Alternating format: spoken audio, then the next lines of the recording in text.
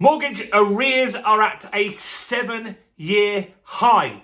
Not good for a lot of people. A lot of people are feeling the pain, and that's due to the high inflation that has led to the Bank of England increasing interest rates 14 consecutive times. A year ago, the rates that you could get were 6.5%, 7% on a mortgage.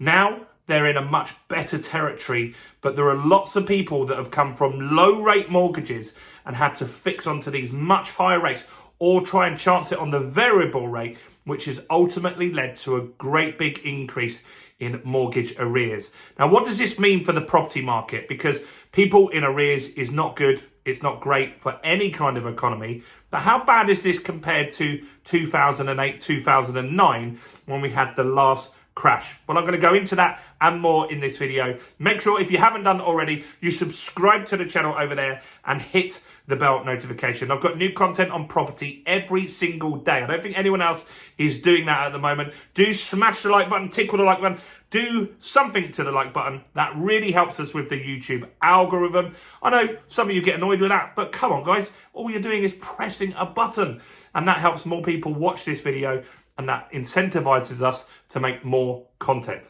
So please do that. So, what's going on? Well, the Financial Times have done some research on mortgage arrears, and they're increasing. And that makes logical sense, right? It really does make logical sense, because it's been a really hard, not just year with inflation. I'd say for certain people, it's been really tough for 4 years now since the pandemic started. Think of all those tradespeople that maybe had to shut their business down for nearly a year, and they didn't get bounce back loans because they didn't qualify. They didn't get furlough money. There were people in that boat that really suffered for a long period of time. Then we got hit with inflation, which has hit a lot of businesses, it's hit a lot of personal individuals, and it often hits the people on the lower incomes inflation because it's a greater percentage of the money that they have to spend. So what's going on? Well, arrears are at a 7-year high, and they're increasing at the moment.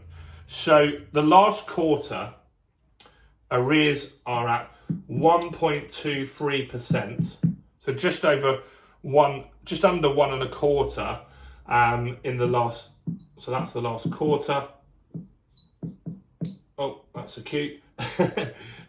So in the last quarter, it's just under 1.25% of people that are in mortgage arrears at the moment, which is a lot of people that will really be suffering. Now, here's the good news. The government does have a scheme at the moment to say you can't get repossessed during that period of time, which is good. And anyone that's in that situation, maybe you watch this video, or maybe you know someone that should know about this, you can actually move on your mortgage from repayment for a period of time to interest only, which could halve your payments. I've got a few videos on the channel about that.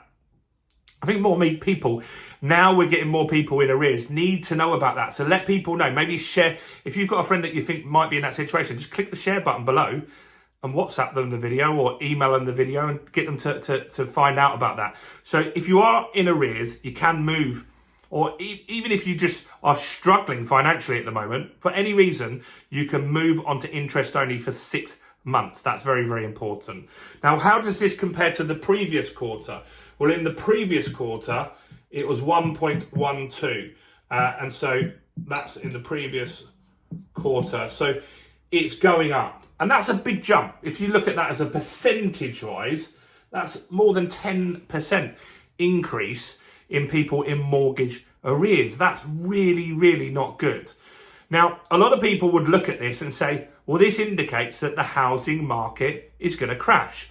Well, no one knows for sure. I'm not saying the market is not going to crash. I've said I feel the market could potentially go down this year. I'm not not talking about that at all. In fact, I made a video already today that you'll see either today or tomorrow that talks about when the market is going to crash and by how much the market's going to crash. And it's more than 15%. So do go and check out that.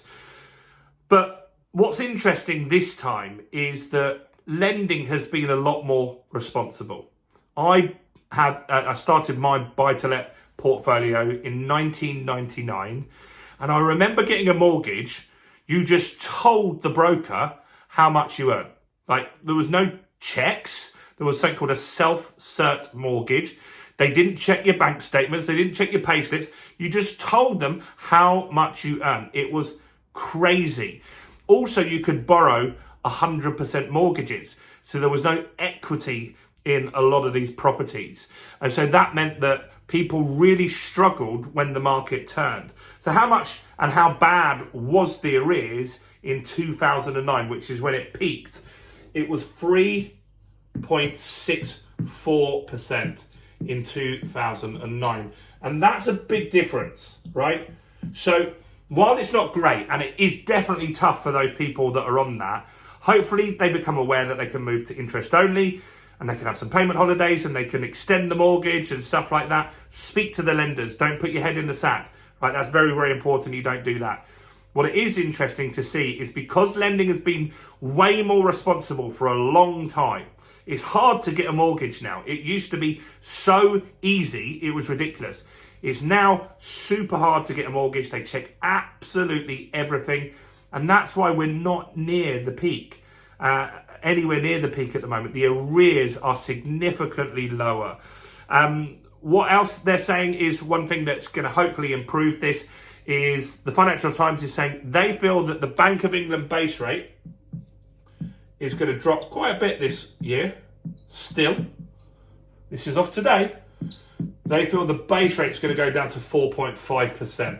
What they're saying is because of that, you're seeing lenders that are offering deals at the moment. There are deals that are better than the Bank of England rate. They're better than the base rate. And that's really, really positive news. And that's what we want to see. And so, look, it's not great that people are in arrears. One thing that you could do, if you find someone that's in arrears and they can't catch up, one strategy that works very well to help them, so you can take the property on board, is actually using something called a lease option.